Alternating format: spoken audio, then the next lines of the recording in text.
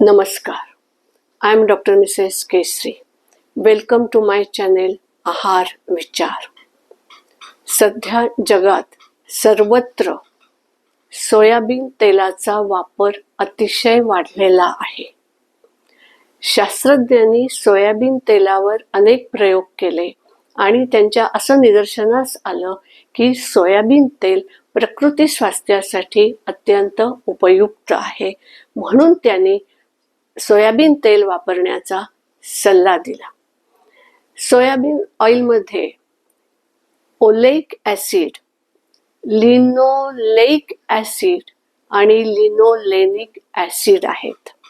त्याच्यात लेसिथिन आहे, त्याच्यात व्हिटॅमिन ई आहे. ही जी फॅटी ॲसिड्स मी सांगितली ती अनसॅच्युरेटेड फॅटी ॲसिड्स आहेत आणि ती ॲसिड्स आपल्या शरीराला अतिशय उपयुक्त असतात. त्यातली ही जी दोन फॅटी ॲसिड्स आहेत, लिनोलेइक आणि लिनोलेनिक, ज्याला आपण ओमेगा 6 आणि ओमेगा 3 असं म्हणतो, ती इसेन्शियल फॅटी ॲसिड्स आहेत. त्यामुळे plant based essential fatty acids आपल्याला सोयाबीन ऑइलमधून सहजरित्या मिळू शकतात. ह्याच्यात लेसिथिन आहे. लेसिथिन हे एक नॅचरल प्रिझर्वेटिव्ह आहे आणि ते इमल्सिफायर म्हणून काम करतं. व्हिटॅमिन ई हे स्किनचं संरक्षण करतं आणि स्किन हेल्थ चांगली ठेवतं. आता लेसिथिन हे प्रिझर्वेटिव्ह असल्यामुळे जिथं जिथं अन्न प्रक्रिया केली जाते, वेगवेगळे अन्नपदार्थ तयार केले जातात जे आपण पॅकेज फूड म्हणून घेऊन येतो, त्यामध्ये सोयाबीन ऑइलचा अतिशय मोठ्या प्रमाणात वापर होतो. नॅचरली लेसिथिन बरोबर ओमेगा 6 ही आपल्या पोटात जातं.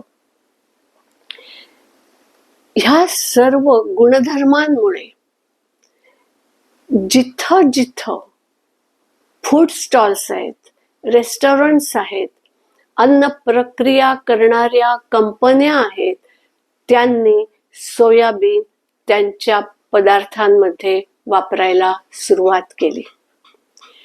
तसंच गृहिणींनी आपल्या रोजच्या स्वयंपाकात सोयाबीन तेलाचा वापर करायला सुरुवात केली. ह्या फॅटी ॲसिड्समुळे अजून एक फायदा होतो आपल्याला की ज्याच्यामुळे बॅड LDL लेवल आणि कोलेस्टेरॉल लेवल ह्या कमी होतात. ह्या दोन लेवल्स कमी झाल्यामुळे आर्टरीमध्ये जमा होणारी फॅट कमी होते. जर तसं झालं तर व्हायटल ऑर्गन्सचा रक्तपुरवठा चांगला होतो, त्यामुळे त्यांची कार्यक्षमता चांगली राहते आणि म्हणून हार्ट स्ट्रोक, ब्रेन स्ट्रोक होण्याची शक्यता, रिनल फेल्युअर होण्याची शक्यता अतिशय कमी होते असं शास्त्रज्ञांचं म्हणणं होतं. ह्या तेलामध्ये अजून एक गुणधर्म आहे, तो म्हणजे त्याच्यात व्हिटॅमिन के हे मुबलक प्रमाणात आहे. जर आपण 15 ml तेल घेतलं तर त्याच्यामध्ये 25 मायक्रोग्रॅम एवढं व्हिटॅमिन के आहे. व्हिटॅमिन केचं मुख्य दोन कार्य असतात. एक म्हणजे हाडांवरती. आपण कॅल्शियम खातो, पण ते कॅल्शियम हाडांमध्ये आत जाणं आवश्यक असतं. त्या आत जाण्याची जी प्रक्रिया आहे त्याच्यासाठी हे व्हिटॅमिन के उपयुक्त आहे. तसंच आपल्याला अंतर्गत किंवा बाह्य जखमा होत असतात आणि तिथं रक्तस्राव होत असतो. हा रक्तस्राव लवकर थांबावा म्हणून क्लॉट फॉर्मेशन अत्यंत आवश्यक आहे. या क्लॉट फॉर्मेशनच्या प्रक्रियेत व्हिटॅमिन के आपलं काम करतो, त्यामुळे रक्तस्राव लवकर थांबतो. ह्या सर्व गुणधर्मांमुळे सोयाबीन ऑइलचं वापर करण्याचं प्रमाण सर्वत्र वाढलं. आता हे वापरावं असं सांगताना शास्त्रज्ञांना असं वाटलं होतं की मुख्यत्वे करून डायबिटीस आणि कोलेस्टेरॉल लेवल या दोनवर ह्याचा सुपरिणाम आहे, त्यामुळे ह्या केसेस म्हणजे हायपरलिपिडेमिया आणि डायबिटीसच्या केसेस ह्या कमी होतील. पण काही कालावधीनंतर त्यांच्या असं लक्षात आलं की केसेस कमी तर झाल्याच नाहीत, परंतु या केसेसची संख्या जगभरात वाढली. केवळ एकाच देशात नाही तर अनेक देशांमध्ये डायबिटीसचे रुग्ण वाढले, हायपरलिपिडेमियाचे रुग्ण वाढले. मग त्यांनी परत संशोधन केलं आणि तेव्हा त्यांच्या असं लक्षात आलं की ह्या तेलाचा अतिरिक्त परिणाम होतो आहे. म्हणजे योग्य प्रमाणात तेल खाणं आवश्यक आहे असं आपण सांगितलं, पण लोकांनी त्याच्या वापराचा अतिरेक केला आणि त्या अतिरेकामुळे दुष्परिणाम दिसायला लागले. यातल्या सर्वात महत्वाचा दुष्परिणाम हा होता की ॲडिपोस सेल्स वाढत गेले. हे तेल अतिशय उपयुक्त आहे, याच्याने काहीच त्रास होत नाही असा समज झाल्यामुळे डीप फ्राईंग, बेकिंग या सर्वांसाठी हे तेल वापरलं गेलं, कारण ह्या तेलाचा स्मोकिंग पॉइंट हाय स्मोकिंग पॉइंट आहे. म्हणजे तुम्ही 230 डिग्री सेंटीग्रेड पर्यंत ह्या तेल तापवलं तरी ह्याचं विघटन होत नाही आणि ओव्हनमध्ये 230 ते 250 डिग्री सेंटीग्रेड पर्यंत बेकिंग करता येतं.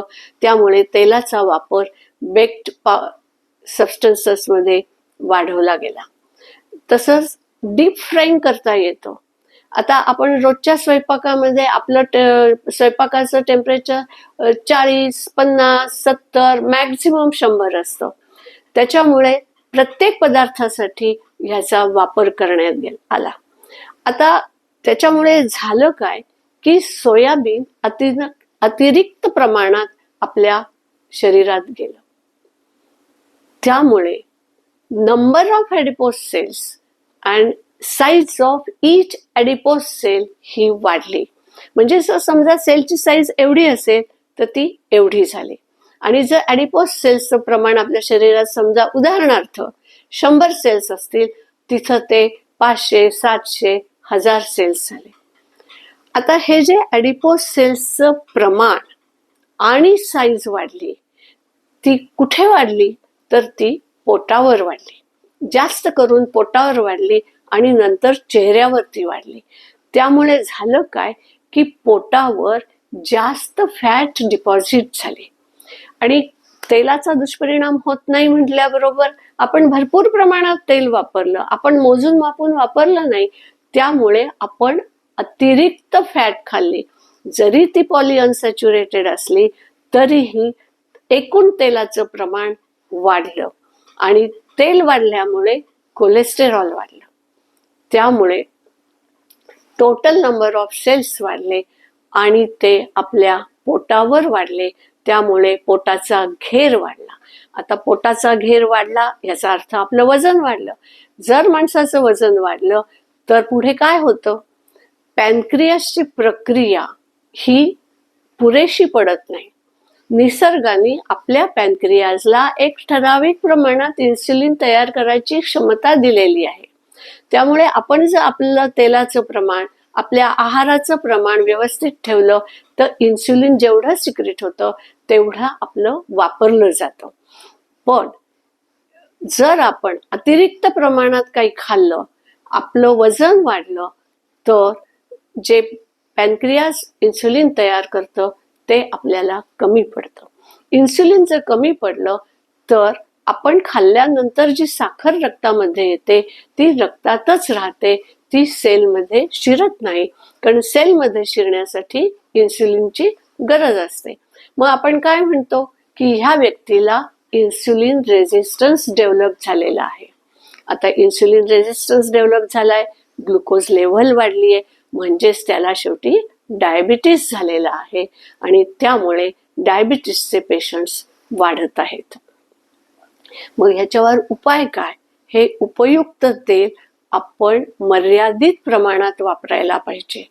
ते कसं वापरायला पाहिजे तर साधारणपणे मी घरातली गोष्ट सांगते की आपण 3 भाज्या, 1 कोशिंबीर किंवा एक चटणी आणि आमटी करत असतो. म्हणजे साधारणपणे 4 फोडण्या कमीत कमी केल्या जातात. कोशिंबीर आणि चटणीवर पूर्वी सहसा फोडणी करत नसत, पण आता मॉडर्नायझेशनच्या नावाखाली सॅलड ड्रेसिंग बाय ऑइल ही प्रथा रूढ झालेली आहे. त्यामुळे आपण कोशिंबिरीतही तेल घालतो आणि आपण ते सोयाबीन घालतो, त्यामुळे आपण जास्त खातोय. मग काय करायला पाहिजे? एक तर तुम्ही सॅलड ड्रेसिंग म्हणून वापरा, किंवा एखाद्या भाजीचं किंवा एखाद्या वरणाची फोडणी करताना ते वापरा. सगळ्या फोडण्या त्या तेलात करू नका.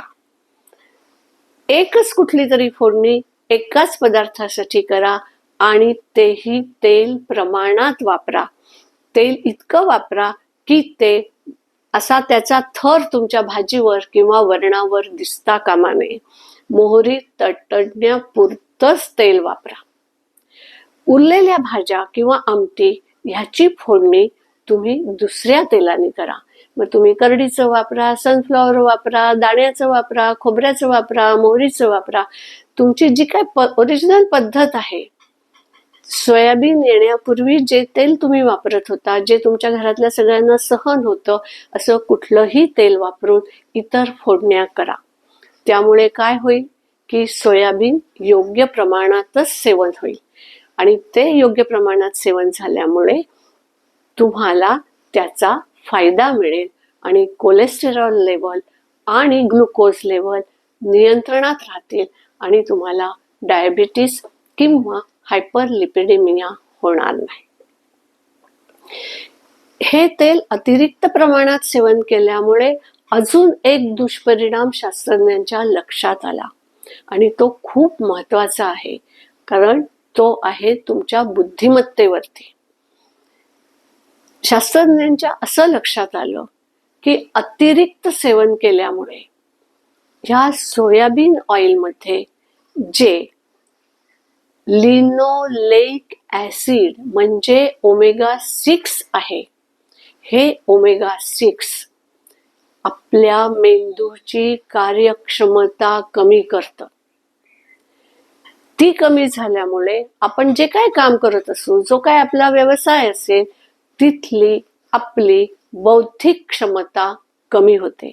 आणि जर बौद्धिक क्षमता कमी झाली तर तो व्यवसाय किंवा ती नोकरी किंवा ते काम जे काय असेल, तिथं जर हा दुष्परिणाम झाला तर त्याचं पुढे काय होतं हे तुम्हाला सगळ्यांना माहीतच आहे. तेव्हा हे ओमेगा 6 अतिप्रमाणात खाणं अयोग्य आहे. म्हणून एकाच पदार्थासाठी सोयाबीन ऑइल तेही कमी प्रमाणात वापरा. शिवाय ह्या सोयाबीन ऑइलला अजून एका गोष्टीची जोड द्या. या सोयाबीन ऑइलमध्ये जे ओमेगा 3 आहे ते फक्त 7% आहे. म्हणजे 50% ओमेगा 6 आणि 7% ओमेगा 3 असं त्याचं प्रमाण आहे. त्यामुळे काय होतं की ह्याचं गुणोत्तर बदलतं. मग आपल्या शरीरातलं, आपल्या फ्लुइड मधलं हे गुणोत्तर बदललं तर त्याचा आपल्या न्यूरॉन्सच्या कार्यक्षमतेवरती दुष्परिणाम होतो. म्हणून याला अजून ओमेगा 3 खाणं आवश्यक आहे.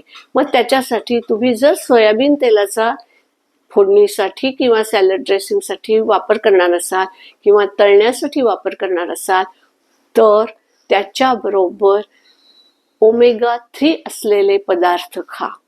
आता हे ओमेगा 3 सहजी उपलब्ध होणारे पदार्थ कोणते आहेत तर ते आहे फ्लॅक्स सीड्स आणि नायगर म्हणजे जवस आणि कारळं.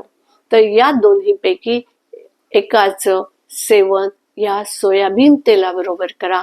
म्हणजे तुम्हाला सोयाबीन तेलाच्या omega 6, omega 3 with the omega 3 of the flax seeds of नायगर असा फायदा मिळेल आणि त्याचा दुष्परिणाम टळेल. तेव्हा जर तुम्ही डीप फ्राईंगसाठी तेल वापरणार असाल तर त्या दिवशी कुठल्याच पदार्थाची फोडणी तुम्ही सोयाबीन तेलाने करू नका. इतर फोडण्यांना दुसरं किंवा तिसरं तेल वापरा. म्हणजे एका फोडणीला एक तेल, दुसऱ्या फोडणीला दुसरं तेल आणि डीप फ्राईंगसाठी सोयाबीन तेल असं वापरा. आणि सोयाबीन तेल चांगलं आहे म्हणून रोजच्या रोज डीप फ्राय करून खाऊ नका. तेव्हा सोयाबीन खाताना म्हणजे सोयाबीन ऑइल खाताना ही निश्चित काळजी घ्या. शिवाय ह्या सोयाबीनमध्ये अजून एक अवगुण आहे, तो म्हणजे हे लवकर खराब होतं, म्हणजे खौट होतं, त्याला वास येतो. ऍक्च्युअली ते न्यूट्रल वासाचं तेल आहे, पण जर तुम्ही काही दिवस ते ठेवून दिलं तर किंवा त्याचं झाकण उघडं राहिलं तर हवेतल्या ऑक्सिजनशी त्याचा संपर्क येऊन ते रॅन्सिड होतं, खौट होतं, त्याला वास येतो, ते तुम्ही परत वापरू शकत नाही. तेव्हा तेल व्यवस्थित घट्ट झाकणाच्या कंटेनरमध्येच ठेवा आणि शक्यतो ते थंड ठिकाणी ठेवा. म्हणजे स्वयंपाकघरात जर गॅसच्या जवळ तुमची तेलाची बाटली किंवा बरणी ठेवायची सोय असेल आणि तुम्ही सोयाबीन वापरत असाल तर ते गॅसच्या जवळच्या कप्प्यात ठेवू नका. ते गॅसपासून दूर असलेल्या कप्प्यात ठेवा. फ्रीजपासून दूर असलेल्या कपाटात ठेवा. त्यामुळे ते लवकर खराब होणार नाही. तेव्हा सोयाबीन तुम्ही वापरू शकता, पण योग्य प्रमाणात वापरा. त्याच्याबरोबर दुसरं ओमेगा 3 खा. रोजच्या रोज सोयाबीन खायचं असलं तरीही कमी प्रमाणात खा. त्याचा तवंग वर दिसता कामा नये. तेव्हा सोयाबीन ऑइलचा वापर करा, पण त्याबरोबर ही काळजी घ्या तर तुम्हाला त्याचा योग्य उपयोग होईल आणि प्रकृती स्वास्थ्य चांगलं राहील. तेव्हा सोयाबीन तेल योग्य प्रमाणात योग्य पद्धतीने खा आणि आपल्या तब्येतीची काळजी घ्या. धन्यवाद. आपल्याला हे आवडलं असेल तर लाईक करा, शेअर करा. नवीन असाल तर सबस्क्राईब करा.